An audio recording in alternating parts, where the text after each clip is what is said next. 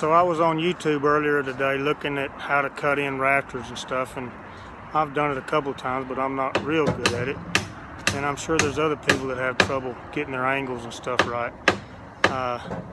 What I do is use a string line, and I'm going to show you how I determine my angles with just a straight edge and a level, and that does away with all the multiplication and square root of, which I don't know how to do.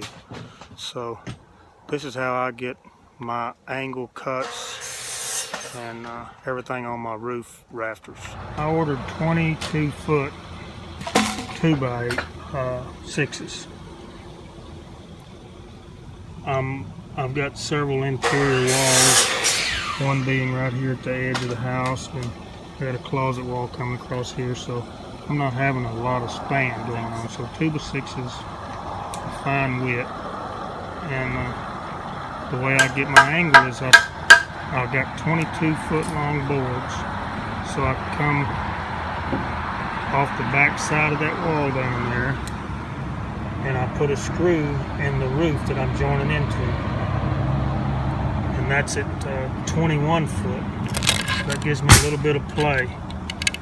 Then I take this string line and I run it to the top edge of the 2x6, and then I can take and just lay, see, this is the angle of my roof. I don't have to figure out 312, 412, 1012. I don't have to figure out anything like that. This is the angle, whatever angle it is. I don't care what angle it is. It's from this screw right here to the top of that outside wall. That is my angle.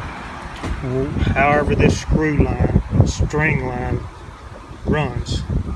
Okay, so once I get that in there, I can mark this bottom angle cut. So now I'm running with the existing roof, and I'm running with my new angle, my new roof line. And then I just laid a 2x6 here. This 2x6 is going to span all the way down this roof line. See, it's wide. This is a 24-foot long rim addition.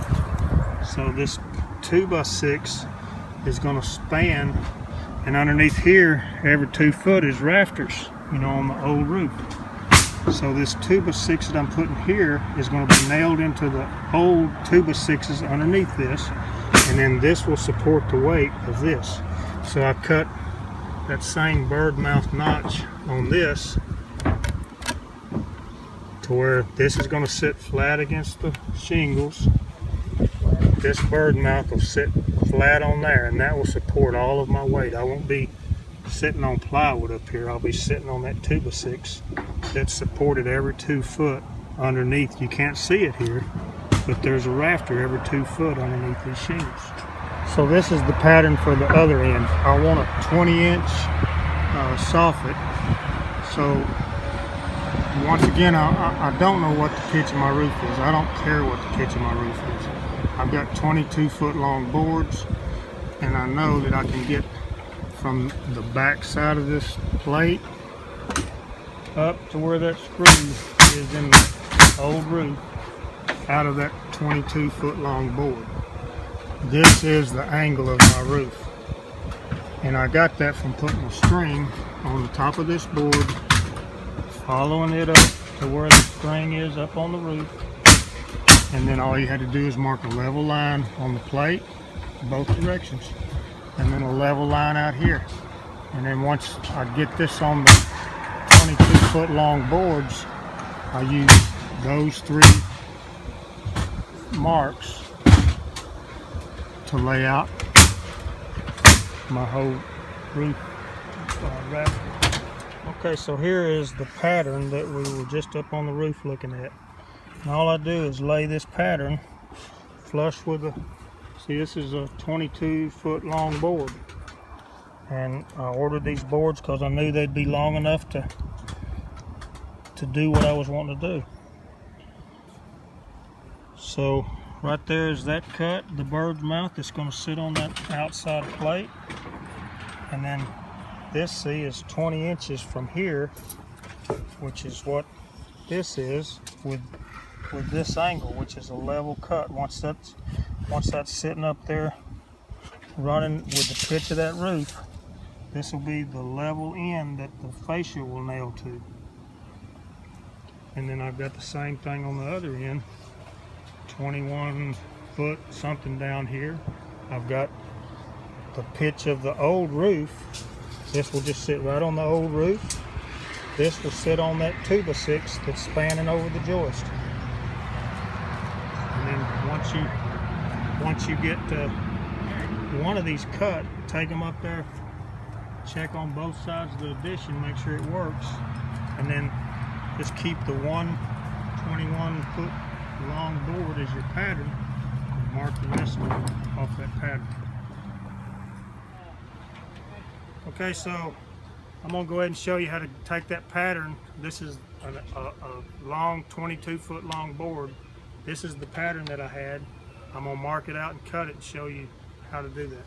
So it's laying on top. We've got our crown of the new board we're fixing to cut going up with these cuts on the bottom. You always want to crown your rafter. So you just lay it on top of it, make sure your bottom is even, and you're just going to trace out these marks. Once you've figured out that pattern, you only have to do it once. And come down here to this end, and the board's bowed a little bit, but all I got to do is just make sure that the bottom of this is right. Mark, this is my outside wall cut, and then this is my level cut out on my fascia. Once you get all that marked out, you just move this out of the way.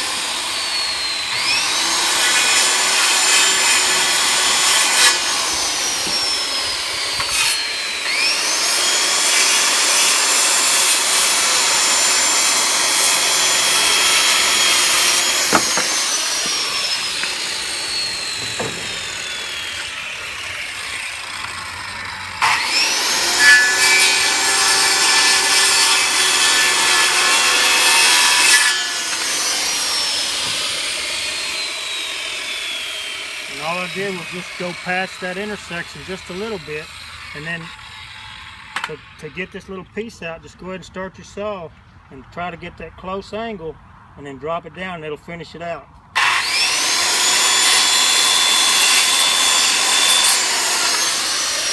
So that's a nice smooth cut. You don't have to do anything with the chisel, it's all finished.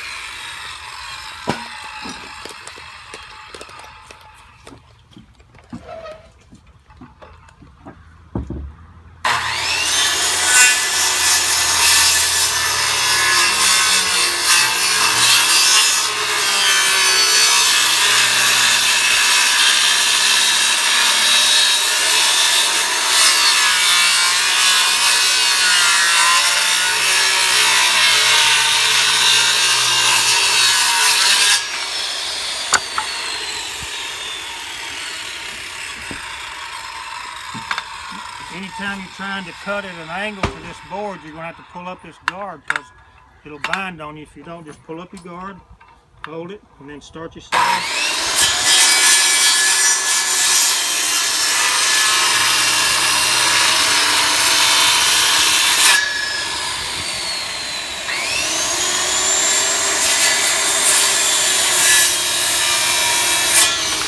Just going past that intersection just a little bit.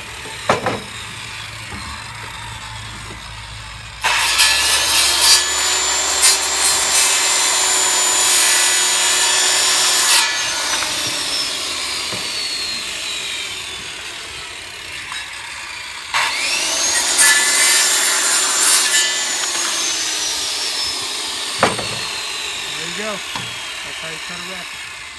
Up, boat, down, right there, hold it. Okay.